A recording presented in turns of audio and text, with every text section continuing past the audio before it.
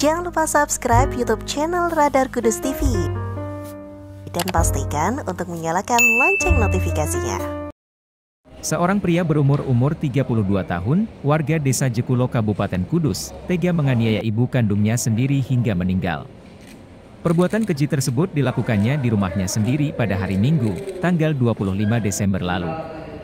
Berawal dari laporan warga yang menemukan korban tak bernyawa di rumahnya, semula warga menduga bahwa korban meninggal bunuh diri.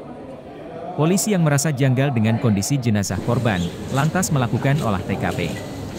Benar saja, selain luka sayatan di pergelangan tangan korban, polisi juga menemukan luka benturan di belakang kepala korban. Kondisi tersebut ternyata rekayasa pelaku yang tak lain adalah anak korban sendiri. Pelaku saat itu tidak berada di TKP lantaran kabur ke rumah saudaranya. Polisi dengan segera mengamankan pelaku. Motif pelaku melakukan penganiayaan terhadap ibunya lantaran pelaku sering dimarahi. Puncaknya pada hari Minggu yang lalu, usai dimarahi ibunya, pelaku yang emosi lantas melakukan perbuatan keji tersebut.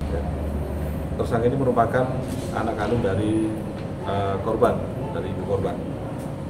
Jadi untuk uraian singkat kejadian, sekitar pada hari Minggu tanggal 25 Desember 2022, sekitar pukul 19.00 atau 7 malam, pelaku mendatangi rumahnya, pulang dari kegiatan di luar, kemudian datang ke rumah mencari ibunya.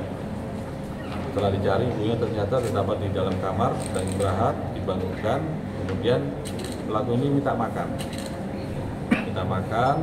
dengan ada yang mungkin kurang enak, dan mungkin karena kebiasaan sudah sering terjadi cekcok antara ibu dan pelaku, ibunya mungkin marah, ya, dia macam-macam lah. Akhirnya pelaku tersinggung, nah kemudian dicekik ibunya, terjatuh, sempat dipukul, ya, dibenturkan kepalanya di lantai, nah, kemudian sampai tidak sadarkan diri. Nah, begitu melihat korban sudah tidak sadarkan diri, dipeganglah tujuh nadinya.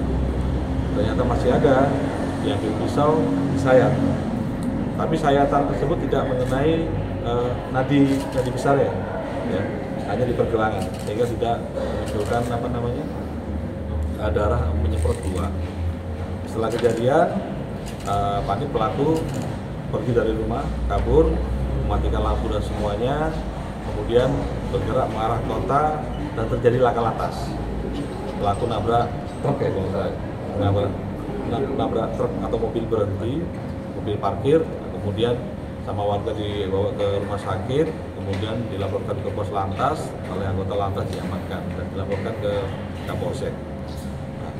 Ketika setelah kejadian tersebut di rumah, tidak berselang lama, sekitar pukul 19 lebih lah, atau mungkin berselang berapa menit, datang saksi atau tetangga korban, ibu-ibu, ingin mengantarkan berkat selesai selamatan, mengantar makanan ke korban. Begitu nyampe di rumah, dilihat rumah itu dalam keadaan gelap, pintu terbuka, masuk ke dalam rumah, lampu dinyalakan. Pada saat masuk ke kamar, dilihat ada sesosok tubuh yang tergeletak di lantai. Itu dilihat ternyata kondisinya sudah tidak bernyawa. Pemantauan awal.